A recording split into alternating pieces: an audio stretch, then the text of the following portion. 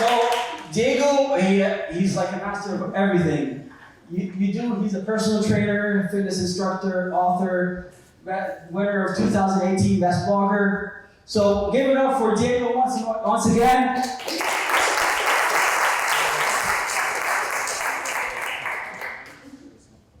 C'est un plaisir, un honneur. Je vais parler dans les deux langues. Pour moi, c'est important c'est ça, de faire vivre la langue française. On est au Québec et voilà, et aussi au Canada. C'est très important les deux. Et voilà, et c'est ça. Ça c'est j'aimerais commencer avec mon origine, mon histoire, d'où je viens. Je viens d'Amérique du Sud. Et je viens d'une famille interraciale, multiculturelle. Et mes parents, ma mère est d'origine espagnole, libanaise, mon père est d'origine noire et autochtone espagnole. Ça veut dire que j'ai grandi dans un environnement très interculturel. Mes parents, mes soeurs aussi se sont mariés avec des gens de différentes origines. Et voilà, pour moi c'est très important. De parler d'où on vient, comme ça vous allez comprendre mon présent et comment j'ai arrivé là où je suis. Vous avez regardé la première image. Ok, je pense que si on la voit. Très bien. C'est ça. Ça c'est la seule fois que vous allez voir des muscles ici ou des choses comme ça. Ok, on parlait de fitness. Mais j'aimerais vous inviter à que ce soit le seul moment, dans les 20 minutes qui me restent, de voir quelque chose de visuel. Okay? Parce que je pense que dans l'année 2019, on est envahi des images, des muscles, de l'apparence et tout ça. Ça veut dire que oui, j'ai gagné un concours l'année passée comme Best Fitness Blogger of the Year, mais je vais vous inviter à oublier l'apparence qu'a pensé à vous-même.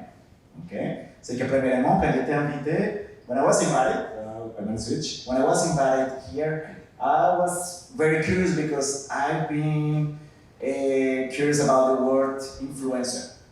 So it's something that I respect, but I was a little bit uncomfortable. You know, influencer is something for me at the beginning related to manipulate people, to have an influence, to impact on something like that. But at the same time, you know, it's not only that. I think it's also influence people in a positive way. If I make you laugh, if I make you change your mind in a positive way for the others, not only for you, but for the others too, I think that's a great way to be an influencer. So, and we are all influencers. When you smile at someone and you change something in the relationship, you have an influence. So my principle is we all are influencers, okay? So we don't have some people and gurus, something like that. And I invite you not to follow people, you know, influencers. I invite you to follow yourself and to follow others and to invite others to follow a positive message, you know. So to my story, sorry, first. So who I started in the fitness. So I started when I was always a soccer player. I come from South America. That's something very important in our culture. And I started playing when I was 5 or 6 years old.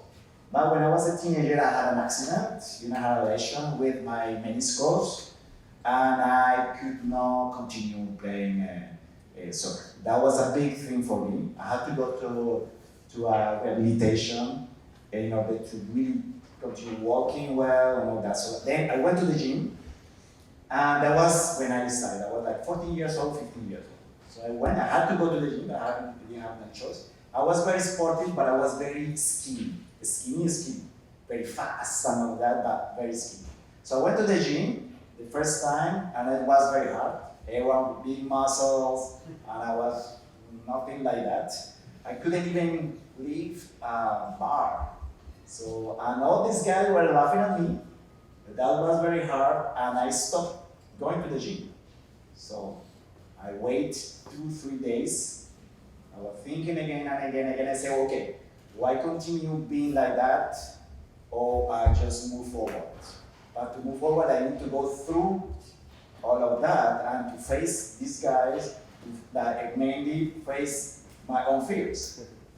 Okay, so I went, so that was the main thing of my basic of personal training. So after that, I continue going to the gym, 2-3 years, nothing changed. I continue being a slim person, but then I said, well, this is not gonna work, I don't care. I will continue working every day, and I focus my mind only on my daily goals. So I forget a little bit the big goal of having, gain a little bit of weight, and just, be happy every day and do something that will build, something, a process in order to get to that goal. So yes, no changes. So I went to the university, I started studying psychology, which I finished after.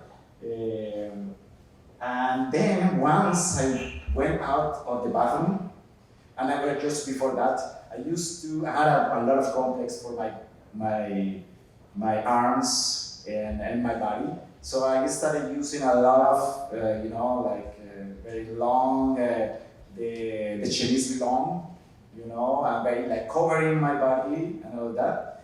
And then, when I went out of the bathroom and I saw a shadow, the light and the shadow, and I saw something different. I was a shape, and I was really surprised. I was a little bit shocked because I realized that I was not very aware of my own body, and I didn't like to watch at the mirror, because you have to face that fear. So I watch myself, and I saw that I was changing, and say, okay, this is working. So I started changing my clothes. So I started to feel more confident and all that, but people started also making comments. Are you using steroids? Are you using that? What are you doing? You are not the same person. What is this? And then was a confusion as a young person. And so that was one of the biggest process that I had to assimilate, digest, in order to become solid and to see and to tell myself, well, I did it. I can help others to do it too. And then I became a personal trainer, certified personal trainer, and I started that career as a trainer. And I continued at the university. I went to the university. I got my title of psychologist. I did my master's. I also went to Yale University. And then, so 6 years ago, all the social media was in, and I was a trainer, but I didn't identify myself with the photos and pictures and all of that. So that was not my thing. I want to be a trainer. People have to recognize me with my skills, not because of the body, not because of that. I don't want. And then it started like that. At some point, one of my students went to my class and said, we need to publicize your courses. I was teaching kickboxing, Zumba, and all that, but we need your picture. So, okay, let's take a picture. So we took a picture, we posted on our Facebook. That was the beginning. I didn't like, but I had to do it. And I had a lot of answers. And many people wrote me. Some people were uncomfortable and saying, oh, but why are you doing that? Showing your muscles and all that, that's not you. That's not you. And others wrote me and just were inspired by, not because I didn't want to show body and how my transformation was, but because I always wanted to give a message behind that. So I don't think for me it doesn't make any sense just to be in a good shape and don't give a good message to people. You have to work your mind, your emotions, you have to be with others, you have to relate to others. So I started to think that maybe I could have an impact on people in a positive way, and the fitness and body and all these kind of things could be a tool. Why not? So then I started with that after I put my Instagram, and it continued. So I decided to assume that and say, well, that's gonna be my tool to really to raise people, to help others, and especially for social inclusion. For me, respect of diversity, coming from a multicultural background, that respecting diversity, including people, marginalized people, that's very important to do it, to integrate people in the fitness so they can integrate to the society, they can improve the quality of life. And then, well, last year I was nominated by a magazine as the best fitness blogger of the year. And I was also quite happy at the same time. Again, for me, all this like exposure, it has been always a good opportunity to give a good message. So for me, it doesn't make sense to do it in a different way.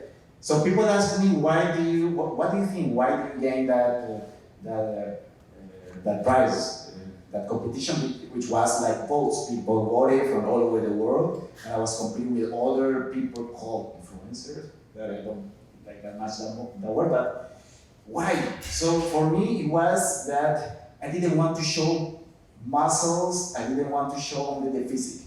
I think for me, people have been tired of so many images of people doing a workout, just showing, all these kinds of things. For me, I didn't want to do it like that. So I want to put something more fresh, something that can inspire people in a different, yes, I put some muscles, okay, I have to accept it, but at the same time, I put myself with animals, I put myself with the nature, okay, in a countryside, with good messages about social inclusion, about accepting diversity, and what that was my way. And I think people identify themselves with that message. So that's what I think that's what I want. Somebody we can next one, please.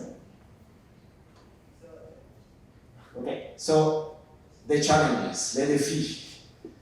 Bon, pour moi, des fois les gens m'ont demandé pourquoi, qu'est-ce que tu penses que c'était les défis pour toi, pour gagner quelque chose, pour avoir une place dans le monde du fitness. Les gens disent est-ce que la couleur, your race is an obstacle, has been an obstacle for you, being an immigrant, having an accent when you speak. Do you feel a pressure to be all the time in a good shape and all that? So for me, I could answer that the color for me hasn't been an obstacle. You know, I learned, coming from my background, a multicultural family, all colors. So for me, I learned that you have to work hard at 100%. Give yourself the best, good quality, get prepared, good service, good product, everything, you know what I mean? And that's it, that's all. You don't have to all the time think about that something could be an obstacle because, everything could be an obstacle and could be an advantage. Being beautiful could be an advantage, could be an obstacle. And being ugly also, and it depends. So pressure to keep in shape. There, the society, yes, asks, okay, you are a trainer, you have to be in a good shape. And people every day, they tell you things, they make comments on the Facebook and all of that. But I come from, I was very skinny, I didn't have anything. So for me, I could come back to that point. I get ill and everything's gone. You know what I mean? So that's why for me it's very important to motivate people to think about you have to become solid here in your mind first than having the body. The body is more about the cultural society. There is the bodybuilding, fitness body, and the fashion body. For some people, the bodybuilding is the best. For some others, come on, it's too much. Oh, it's unhealthy. You wear some clothes and elegant clothes doesn't go. For some people, it's amazing, beautiful. Fitness is more like dry body. Oh, too small. It's not that big. A lot of things. A lot of that. That's not nice. Fashion, too slim. Slim people. So for some people, it's too slim. You don't have any muscle. But for others, okay, that's class. So everybody is beautiful and is not according to some criteria or according to the context. So at the end, it's how you feel. You know what I mean? It's not the society who have to tell you how you have to be as a body, you know? So that's something very important. So as I mentioned, you face your own fears and how you face and relate to the others in a healthy way, okay? So you have to, for me, it's very important to really appreciate the people, the relationships, be present and relate to others. And not relate only because of the appearance and because you can lift more weight and all these kind of things. So I invite you to really to think about deeper things. And having an holistic approach. So that's what I mentioned, emotion, how you feel, why you think. That's something very important because that has an impact also on your body. Everything is interconnected and interrelated. So what you think has an impact on how you feel and how you feel at the same time physically. Okay, the feelings of the emotions and the feeling of sensations. And okay, be humble when you win and proud when you lose. That was the motto that I wanted to use when I won the competition. Because people told me, do you win all the time? Or that? No, I lost so many times, many times. But I learned to be proud of my message, my failures. And when I win, I learned also to be humble, you know what I mean? Because you can lose and other people lost. So that's something very important and keep me grounded.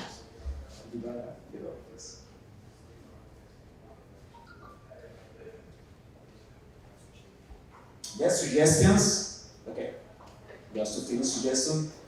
So as I mentioned at the beginning, be influencer of your life. Don't look for other influencers or something like that. You are an influencer. So influence your own life and try to influence in a positive way others. And again, my definition of influencer is more to have an impact, a positive impact on people without manipulation. Okay? Be coherent in what you think, how you feel, because okay, I want to train, I teach people how to be in a good shape, but I have to be coherent also in my lifestyle. You know, I don't tell people to do something that I don't usually do. So just structure your message, okay? That's very important, so people can feel that it is very solid and coherent with your personality, with your lifestyle and everything. So that's something very important. Yeah, so vanity. So to resume, fitness is not only about vanity, egocentric, selfish, and all of that. It's more than that. And people feel it. And sometimes it goes through a photo, okay? So people feel the kind of photo you take. So just try to evaluate the best of you, but always thinking about the others. Okay, so that's final message. Thank you.